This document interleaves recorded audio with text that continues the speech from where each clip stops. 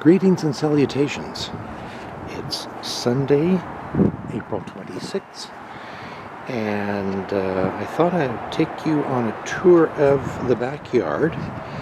I typically only remember to do something like this after I've accomplished some activities. So what I'm going to do as a change is I haven't done anything in the backyard so far this year other than prune the grapes, which I did 2 days ago and then cleaned them up yesterday. So what I'm going to do is walk around the backyard and just point out all the gardening things that need to be done as the year progresses. So here we go.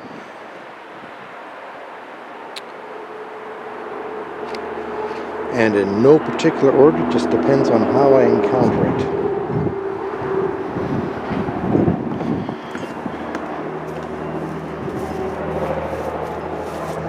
Here's the first project, some happy project. In here, these are cotoneasters, and some of them are quite old. For example, this one. Oh, it's very weak. Let me go back up here. There we go. It's very weak, so this needs to be taken out. And there are several in here. That was one.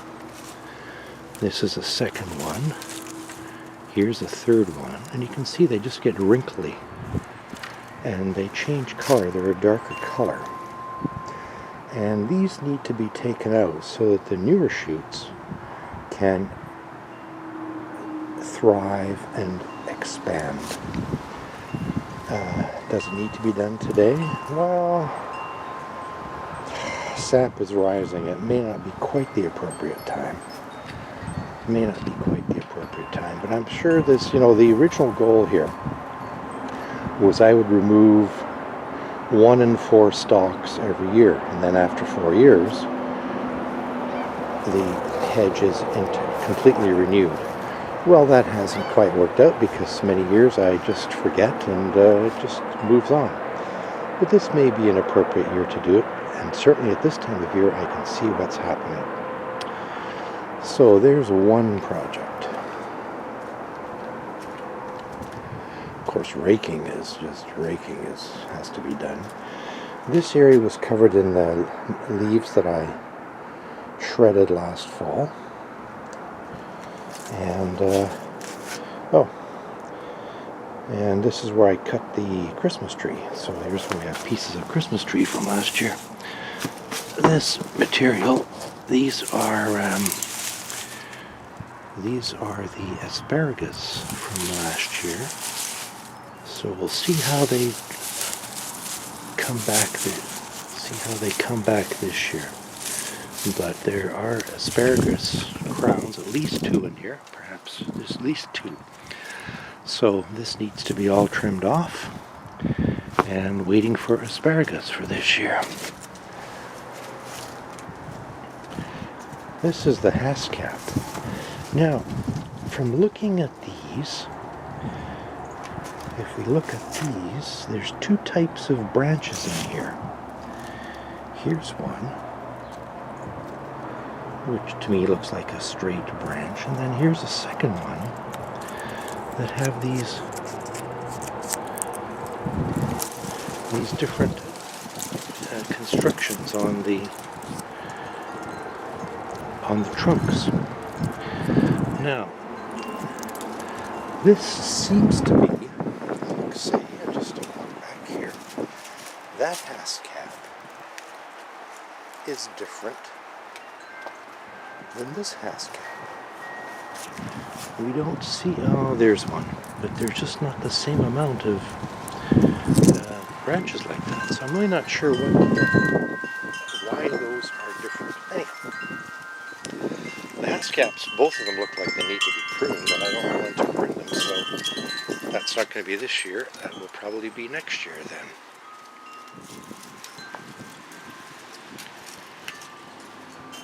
Let's come back in here. Oh, well, here's in here are all the plant pots that need to come out and be potted whenever we do get plants. What a disaster in the bin. This is the leaves I raked last spring, so I can certainly use those on the beds this year. Well, that's a different bird.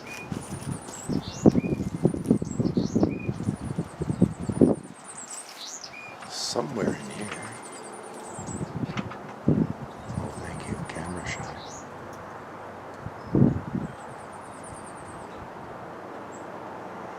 So these are the leaves I raked last year. Those can go back on the beds. Time to turn the compost. I need to turn it into some new bin. Oh, time to put this compost material down. What I did here last year was I put leaves on top. And you can see where I raked out the leaves. Oh, it's a different color here because that's a little more moist. So this is good compost and can now be put down, except for the pieces that aren't good compost. So we do have challenges in there as well. So compost is part of what needs to be done. Here, let me just put this on here. It's windy today, so without that hook, it has been known to drop, and sometimes on somebody's head.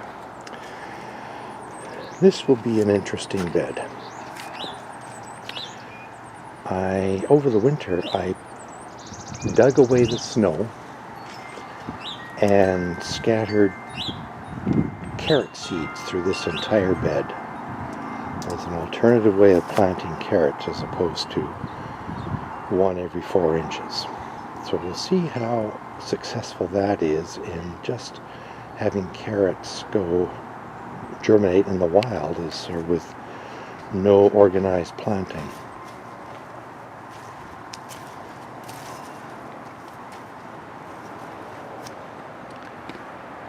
Unfortunately, this part of the tree is starting to overhang the path, and I removed part of it last year, but you can see this one piece really is nothing, so that needs to be cut down, and then of course shredded, or chipper shred. So I can see one thing I need to do is I need to find a place to store wood debris, twigs and branch debris. In this bed, I have planted or placed bulbs last fall, and see how they do.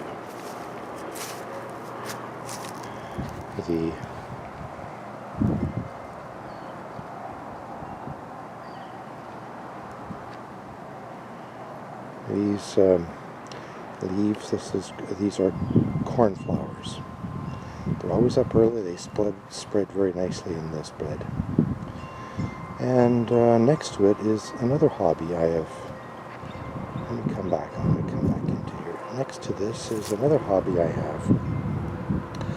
Last fall, I was cleaning up the milkweeds, which had all died and had been lodged by the snow last fall. So I was cutting them out and removing them, and they had died from the cold and had all turned yellow. And so I was cutting the stalks, and one of the stalks that I cut was indeed this stalk right here. So I have another hobby now, which is to put that back together again, because that cable works its way around here and eventually powers the fountain that's here. So that's a little hobby. So in this bed is planted quite a few tulip bulbs, and we'll see how they do. Certainly much later than last year. I've got a video from Earth Day, April 22. Today is the 26th. I've got a video from last year and the tulips are up about 4 inches at that time. Okay, and here, well, certainly the goji berry needs trimming. My goodness. It needs straightening somehow. That's got to be better than that. Oh, this bed has nice varieties of daylilies in here and needs to be cleaned out. And of course, here's another cotoneaster with the same issue. There's some very, very old trunks in here. And this is just going absolutely wild. And I think we need to get in there with a real pruning saw and clean that up. The beds of peonies. Of course, these need all to be cleaned up, and somewhere in between these peonies are some very healthy carrots or roots of creeping bellflower, and those need to be taken care of as well.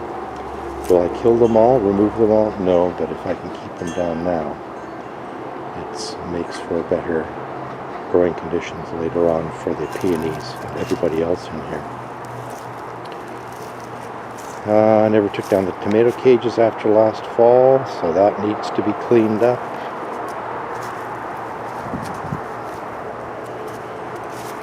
The roses need to be cleaned up and organized. You know, they're over here, they're growing into the path. That's no good.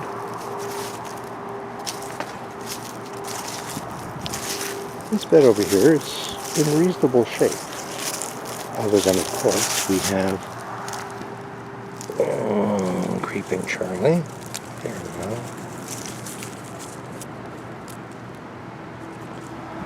And that needs to be removed. This bed is not in that bad a shape. Well, I see grass in here. That's not what I'm going on. These are the native plants I planted, or seeds that I planted in here last fall. So we'll see. Some of these are a couple of years. Some of these seeds are a couple of years old. So we'll see how well they do in still being viable. Let's go this way. Now we have, use my foot here. Where's my foot? We have, these are Schubert chokecherry shoots growing up, and there's several in here. I guess this happens when the tree starts to fail, as indeed this tree is failing.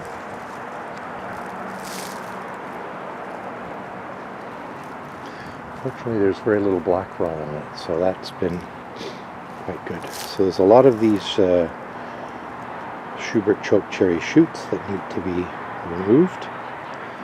At one time, or there's underneath all this debris is landscape fabric, which no longer does a very good job and really needs to be removed.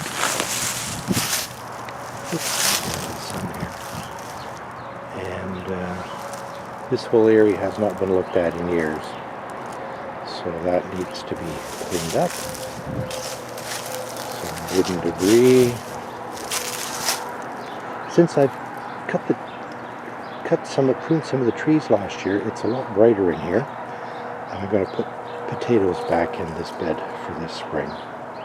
We'll see how that does. This is a pile of, it's a little bit hard to detect with the camera here, but there's actually a pile of chipper shredder material here that the original plan was to use it in the front yard when I planted the native plants, but unfortunately it became infested with creeping bellflower. So I have to figure out what I'm going to do with that. Maybe walk over that. And in fact, oh no, that's not creeping bellflower, but there's nothing of value in this lot.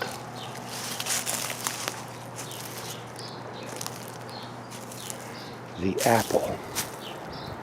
The apple is in full sun this year, so this year I'm expecting blossoms.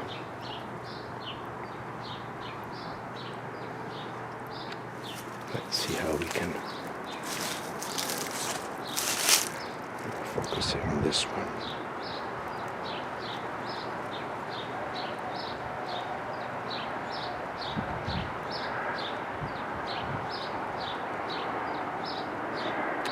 Let's see if we get blossoms this year, and therefore apples.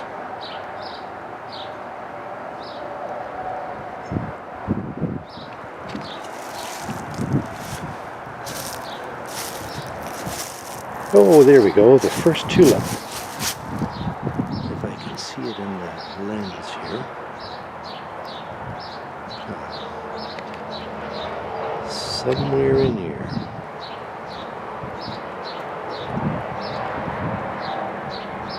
There we go. Oops. The first tulip of the year. And this is one area where I planted a lot of tulips. Tulip bulbs. There's probably in the bed, in the backyard, there's probably 50 to 100 tulip bulbs in here. So we should see this very soon. These are, the stalks are hostas that can be cut down. The hostas are doing quite well in here. Now, a little project is maybe a little bit hard to see in the camera. But here we have the grass of the path to the back. Over here we have the hostas. In between is the edge of the hosta bed and the start of the path, which has become infested with, the path has become infested with snow on the mountain, and it's time to remove that. Let's go in the shade. The branches I cut off the Christmas tree from last winter. That needs to be triple shredded. This is just wood. Oh, I have to remove the air conditioning cover. That's wood for the fireplace, and it gets used periodically. It's been a while since I had a fire actually. Here is a Virginia creeper that needs to be re-established on the fence. The plan down the side of here, last year we had potatoes in here. We'll pass on that for now. This year, between the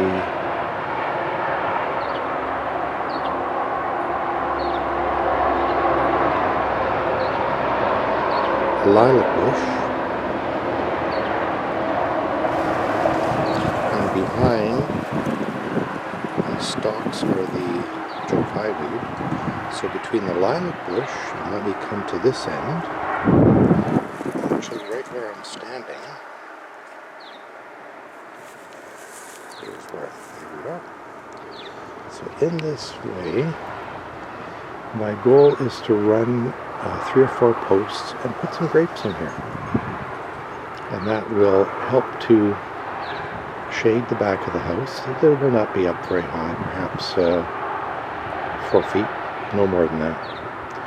And that will help to shade the back of the house, and it gets good sun in here. This faces southwest and west, this backyard. So grapes will grow very well here. In this bed we have a bit of creeping creeping Charlie. Lots of creeping things in this backyard. But other than that, this soil is in absolutely beautiful shape. And I have 2 buckets of canna lilies and dahlias to plant.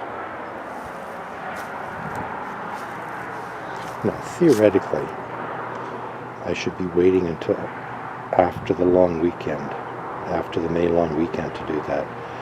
But since both of them take a while to come out of the ground, I can probably do that even now, other than the other things that need to be done. So, let's go back this way. You'll see in this bed that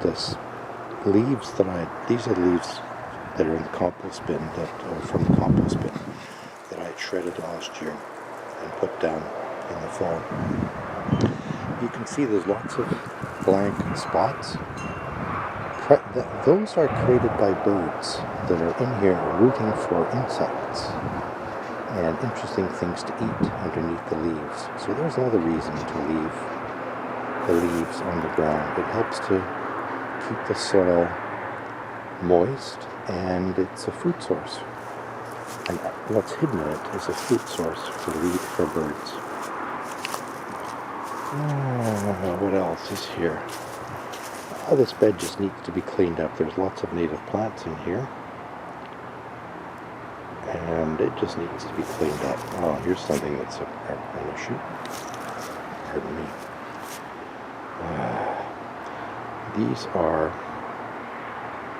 This is burdock, and I introduced this into the backyard perhaps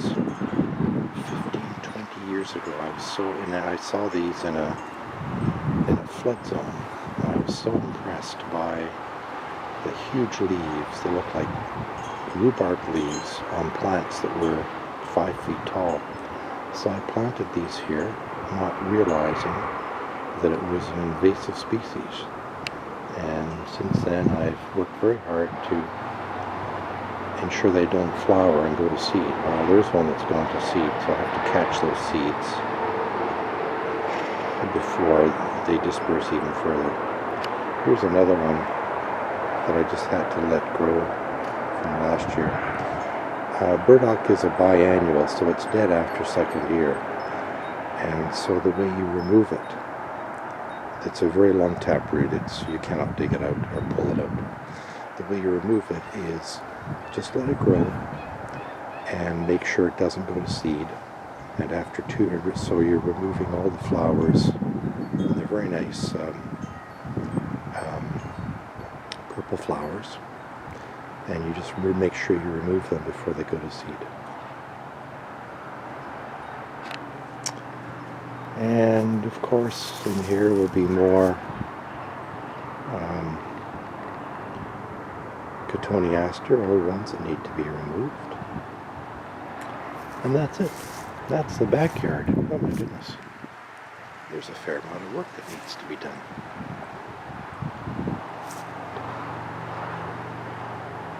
So my first task has been to fill the bird bath.